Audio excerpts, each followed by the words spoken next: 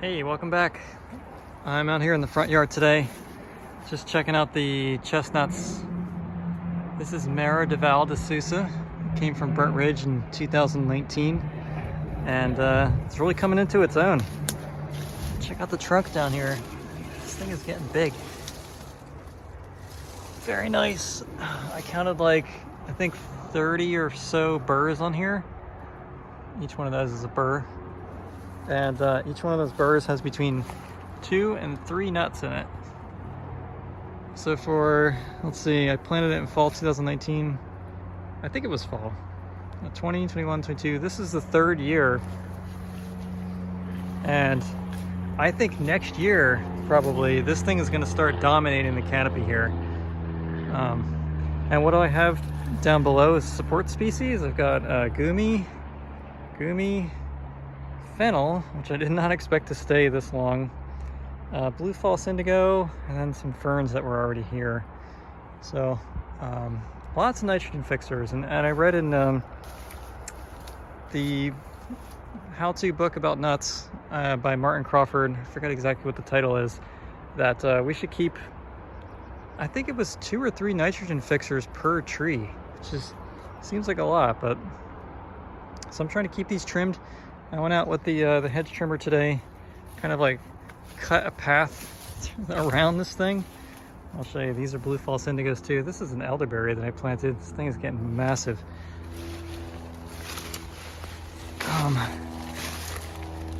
So I chopped all this stuff down because what's gonna happen is as these things mature, and I think around the beginning of October, they're just gonna fall off the tree, and then you have to kind of fish them out of all this stuff down here.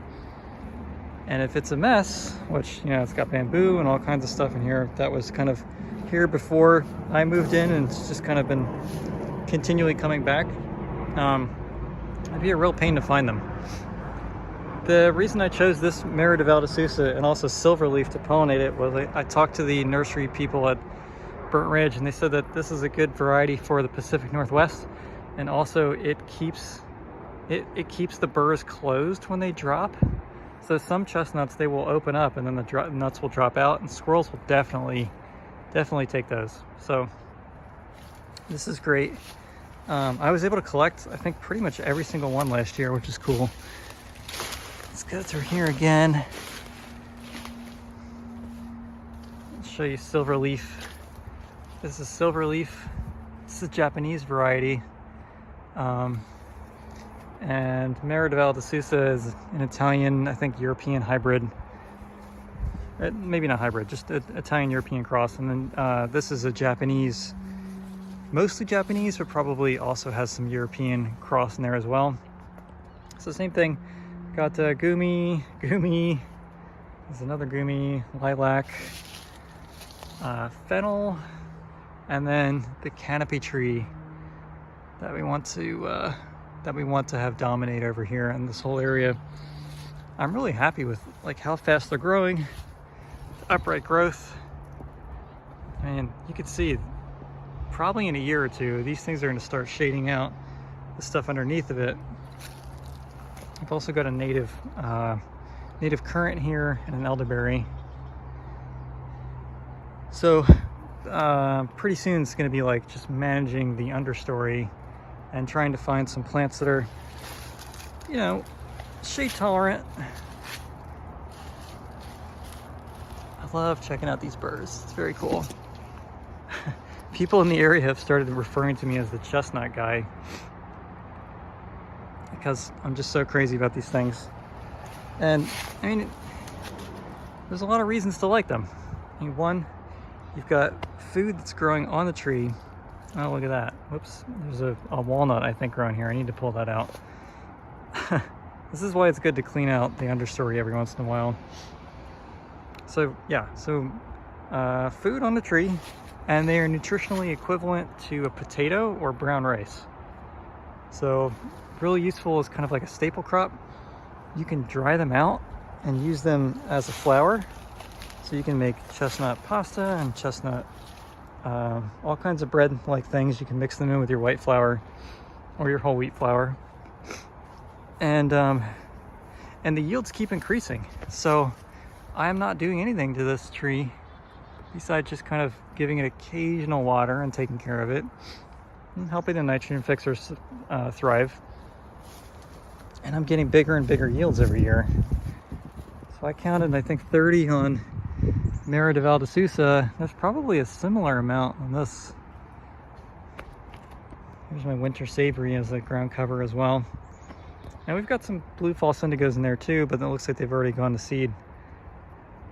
So yeah, they're great trees.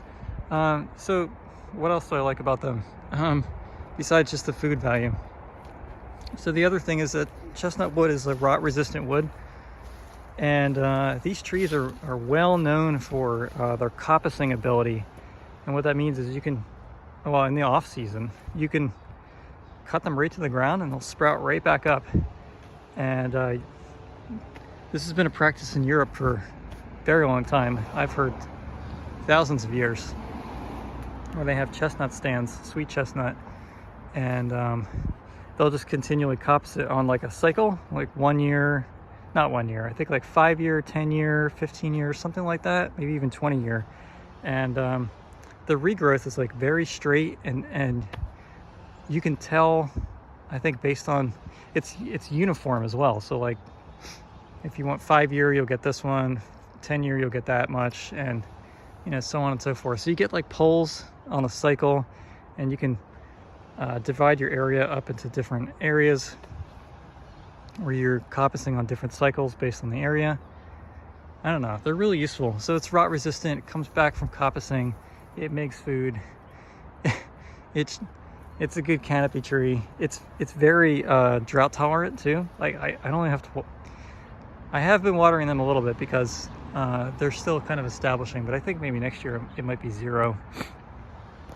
I've also been watering because I want them to not drop their seeds. But yeah, very drought tolerant. They're from a Mediterranean area in Italy and Japan, so they're used to this kind of like dry, wet cycle that we have here. They're doing great. I haven't seen any diseases on the leaves. They look really healthy. The bark looks really healthy. It's a good plant to try. And from what I know, there is a chestnut that I think grows, a type of chestnut that grows in pretty much every region of the world, except for really crazy regions like Alaska or Antarctica. But from the temperate zone, and I think the tropics, there's also a chestnut that grows there. Super useful. So thanks for hanging out with me with my semi long-winded enjoyment of chestnuts here. I just love these trees. If you get a chance, give them a try. They're worth it, and they will continually, that's the last thing I want to say, I've read that they'll live for 1,000 to 2,000 years. So you plant this once and you're going to get food forever.